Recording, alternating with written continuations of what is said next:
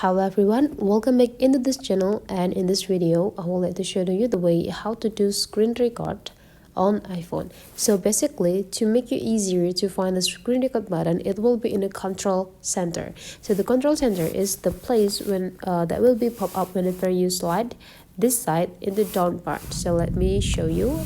So this is the control center.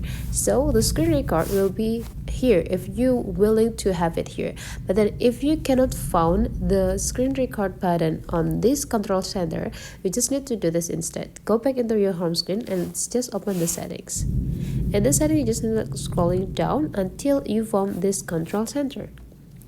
And there will be an options to adding the control into the control center. So you just need to place the screen recording in here. So let's say here, if you cannot find the screen recording on the control center, it must be that the control center is doesn't have this screen record. So if you want to add them, you just need to scrolling down into the more controls, and after that you just need to go click this plus button on the screen recording, and it will be moved into the control center. So you can see now the control center is consisting the screen record. So whenever you want to record the screen activity, just go click them easily. So that is the way, guys, how to do a screen record on iPhone. Hopefully this tutorial today is useful for you. So thank you for watching, and I would like to see you for the next tutorial.